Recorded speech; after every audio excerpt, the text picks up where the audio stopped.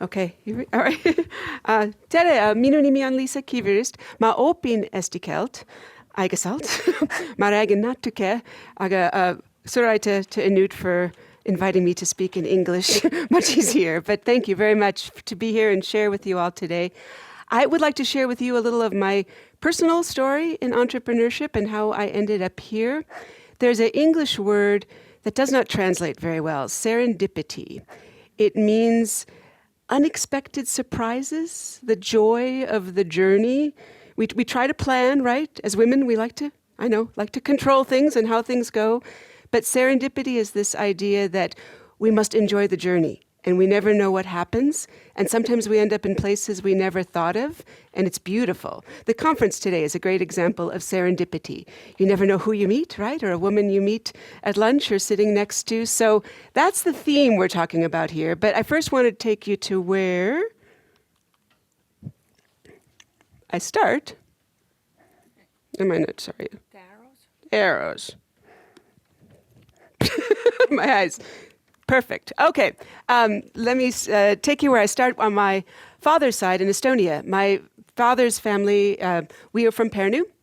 He and my grandparents and my aunt left in 1944 during the war. In Pärnu, my family ran a bakery. And we're quite entrepreneurial and had that going during the 1930s. My grandfather was quite the baker. And went to a DP camp in Augsburg where my dad met my mom. And my dad was always the creative soul of the family. He painted and did all sorts of art. And he painted Estonia. That's what he painted when he was in the States, and his memories. And this was the house in Pärnu and his painting of it. And it hung in the house all the time. Those are my Estonian grandparents. That's me. They unfortunately passed when I was young. But I grew up in this very close-knit Baltic family on the Latvian and Estonian side. And we were a väike pere, but very proud of our Estonian and Latvian roots and raised in that culture.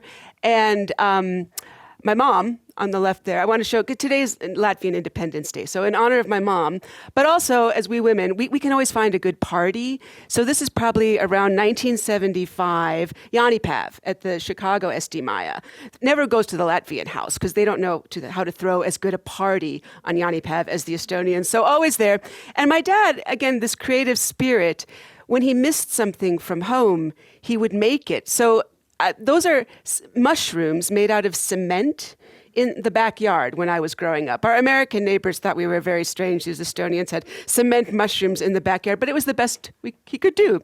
So yes, a very loving family, but also played it safe when I was growing up. And that makes sense in that there was a war, a new country, a new culture. Everything was taken away. And that's where that came from. So my dad, yes, in another life would have been an artist, but he was an engineer and had a job and supported the family. And my mom, all about food. In another life, she should have run a restaurant, but she was a waitress because that was safe. And that's how I was raised. Like, you don't take risks. You just do what is the safe net. And so I went to college and I got a job in an office with a paycheck. My mom still calls that normal, but I hated it. And from day one, I was like, I didn't like to be inside. I didn't want to work for somebody 9 to 5. I wanted more freedom of my schedule. But this is what I had, studied and trained to do.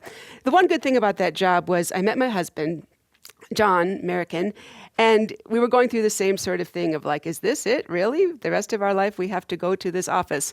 And we said, well, let's try something else. And we were young enough at the time, we were 25, let's do something, not just entrepreneurship, but let's move to the country.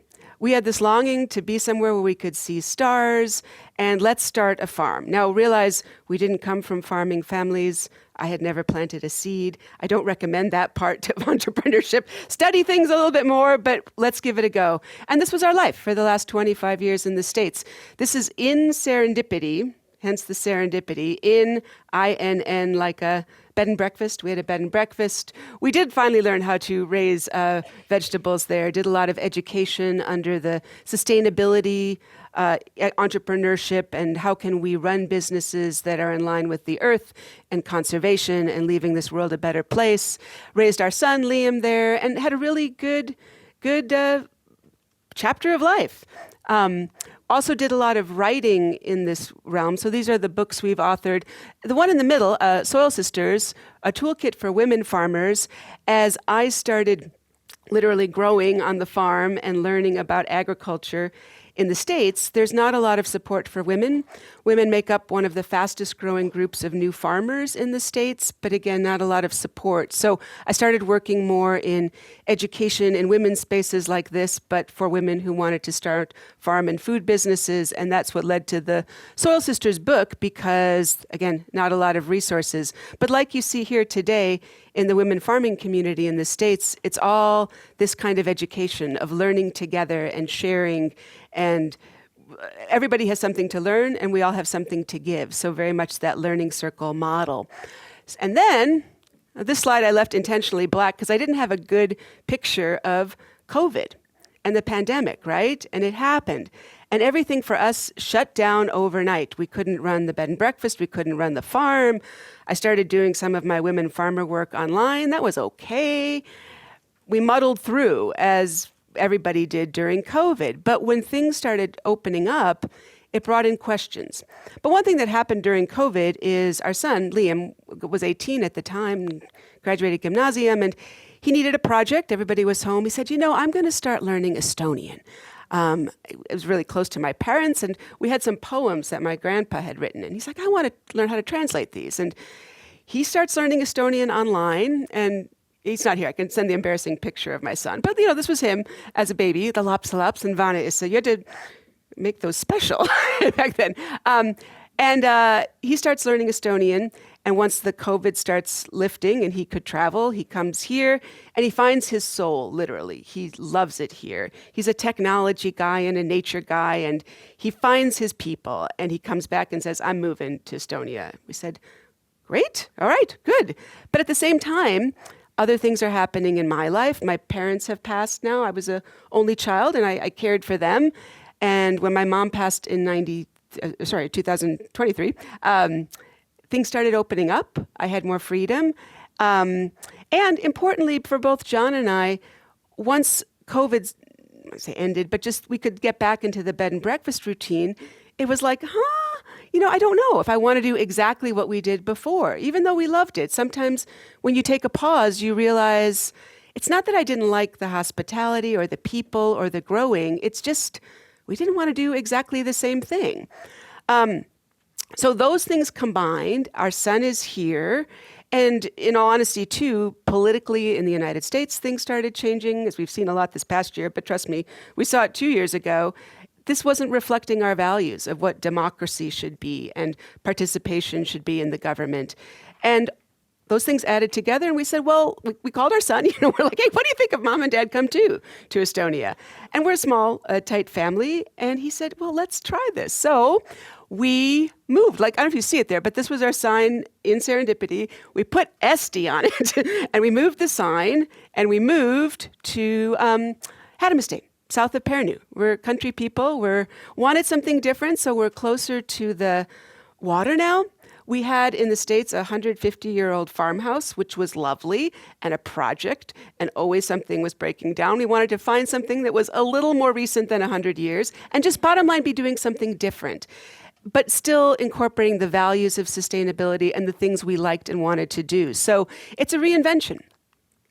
And now we have been growing things. John's very proud of his beets. He wanted me to show those to you because we could never grow beets in the States where we were, in Wisconsin, we're about 2 hours north of Chicago. The soil is very hard and clay, but here with the sand, he can grow beets. We're doing our baked goods again, and we have the small B&B at the place. We're learning new growing climates and, the fact that there's so much sun for so long, but the fact that we are the same latitude as Alaska, we realized once we got here, we have to learn how to grow in greenhouses.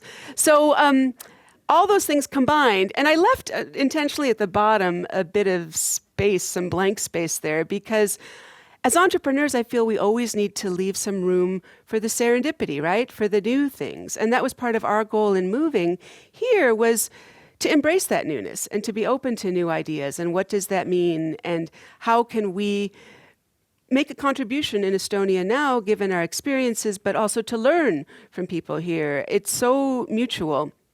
I mean, I get that question all the time of like, well, how are things different in the States? And one thing, hands down, that is so much more supportive of entrepreneurs in Estonia is not as much regulation and not as much of these rules and expensive things you need to do to get something up and running. For example, the home cafes in Estonia, right, which are very much women-led and a great way to start a small business and make some money. That would be completely illegal anywhere in the States. You would need a full restaurant-grade kitchen to serve food because, of course, it's so dangerous to feed people out of your home kitchen, right? I had to actually, long story short, sue the state of Wisconsin where I lived for the right to sell a cookie out of your home kitchen because they claimed that was dangerous. Yes, that's the kind of crazy stuff we have to deal with. So things like that are really welcoming for me to experience here and to be able to do things like serve dinner at our bed and breakfast that I've never been able to do before. But space for newness, and what does that mean? And again, the people you meet and the serendipity along the way. So I want to share two new personal projects of mine. This one is a Substack I started. So I mentioned the writing and the books. It's all been nonfiction, like how to start your farm, how to start your business. But this is personal. So if you're interested, you can just look it up under my name and Substack. But it's about our journey to Estonia and looking at things from a fresh set of eyes and the challenges and the joys along the way. But that's been very new for me to share like that in a public place. The other thing is this new project, the Lydia, a sisterhood of Estonian women around the globe.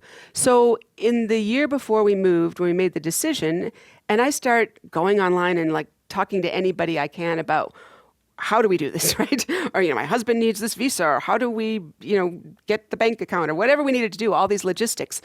And I met a lot of amazing women of Estonian heritage online. Usually, around my age, 50s, 60s.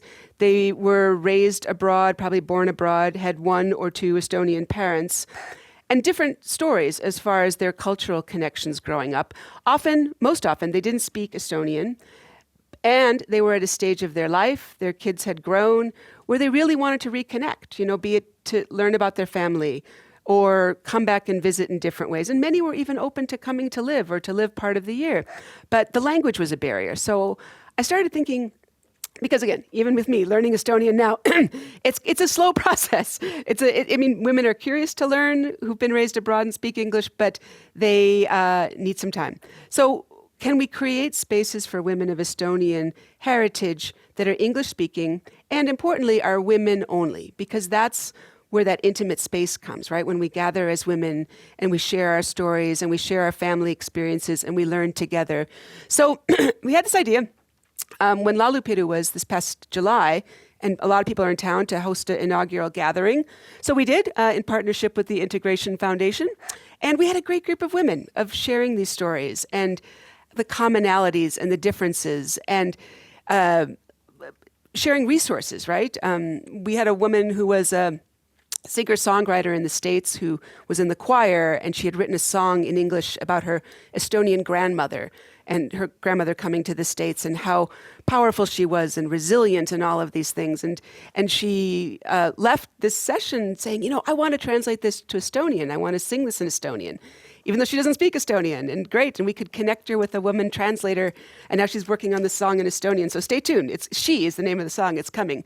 But how can we make more of these connections? So I wanted to just share this with you. If anybody has ideas or thoughts on this, we're going to be doing another event in Tallinn this coming Saturday, the 22nd, if it intended for returnees of people who've been abroad, but really all are invited, in preparing for Christmas, talking about Christmas traditions, and then a virtual event on the 4th of December, again, to bring together particularly these women who gathered in the summer from around the world in a virtual holiday party, we do on Zoom. So that's a new venture of mine, but again, continuing the roots I had working in the States in women's education, but how can I use that to make a contribution here now in Estonia? So what the learning for me in processing all of this is I'm feeling now for the first time my entrepreneurial family roots from Pärnu in the 30s. That's where my roots are.